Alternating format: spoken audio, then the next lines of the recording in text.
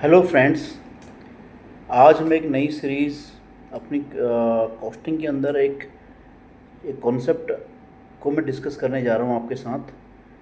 जिस कॉन्सेप्ट का है कि जिसका नाम है कॉमन कॉस्ट अकाउंटिंग मॉडल्स। कि जो कॉस्ट अकाउंटिंग होती है, उस कॉस्ट अकाउंटिंग के अंदर जो कॉमन कॉस्ट अकाउंटिंग मॉडल्स होते हैं वो क्या क्या होते हैं, और कंपनी अपनी रिक्वायरमेंट के हिसाब से उन मॉडल्स को यूज़ कर सकती है। तो जब हम कॉमन कॉस्ट अकाउंटिंग मॉडल्स की बात करते हैं, तो जो कॉस्टिंग मॉडल होता है किसी कंपनी के लिए, वो चार तरह की कॉस्टिंग मॉडल्स में से कोई सा भी अपना कॉस्टिंग मॉडल अप्लाई कर सकती हैं और उस कॉस्टिंग मॉडल को यूज़ करते हुए अपने बजट प्रिपेयर कर सकती हैं, ताकि परफॉर्मेंस को मेजर करने में, परफॉर्मेंस को इवेल्युएट करने में रिसोर्सेज के ये काफ़ी एक कारगर सिद्ध होता है।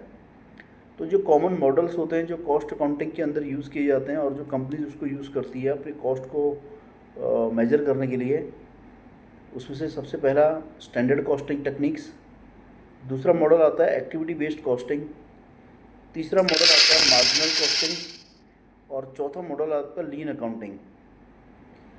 तो सबसे पहले हम समझने की कोशिश करते हैं कि स्टैंडर्ड कॉस्टिंग मॉडल के अंदर कैसे काम करता है। तो स्टैंडर्ड कॉस्ट का मतलब ये होता है कि हम अपने एफिशिएंट यूज़ निकाल के लेबर का या रिसोर्सेज का, जितने भी हमारे अदर रिसोर्सेज होते हैं, और नॉर्मल कंडीशन में what is the best use of resources, मतलब मटेरियल का बेस्ट यूज़ कितना होगा, लेबर का बेस्ट यूज़ कितना होगा, उसके अकॉर्डिंग हम उस तरह की कॉस्ट को एक बेंचमार्क बना लेते हैं और उस बेंचमार्क को यूज़ करते हुए हम एक्चुअल कॉस्ट के साथ उसका वेरिएंस निकाल के और हम अपनी इम्प्रूवमेंट की तरफ बढ़ते हैं। दूसरा नंबर का जो मॉडल है वो एक्टिविटी बेस्ड कॉस्टिंग होती है। एक्टिविटी बेस्ड कॉस्टिंग के अंदर कंपनीज क्या करती हैं कि जितने भी उनके ओवरहेड्स होते हैं टू प्रोड्यूस गुड्स और सर्विसेज, वो एक्चुअल एक्टिविटी, जितनी number of actual activity involve होती है किसी भी आइटम को बनाने के लिए, सर्विस देने के लिए, उस एक्टिविटी को प्रिसाइजली वो डिफाइन करती हैं और एक्टिविटी के हिसाब से कॉस्ट ड्राइवर निकालती हैं। हर एक्टिविटी का एक कॉस्ट ड्राइवर होता है और डिफरेंट डिफरेंट एक्टिविटीज़ के डिफरेंट डिफरेंट कॉस्ट ड्राइवर निकाल के फिर उनके ऊपर जो है कॉस्ट का एलोकेट करते हैं। तो देखा जाए तो एक्टिविटी बेस्ड कॉस्टिंग आज की डेट में ज़्यादा चलती है, क्योंकि इंडिविजुअल एक्टिविटी लेवल पे हम देख रहे हैं किसी प्रोडक्ट को बनाने का, और उस इंडिविजुअल प्रोडक्ट एक्टिविटी लेवल पे जाके उस ईच एक्टिविटी का हम अलग अलग कॉस्ट ड्राइवर निकालते हैं और उसके अकॉर्डिंगली कॉस्ट को हम क्लासीफाई करते हैं।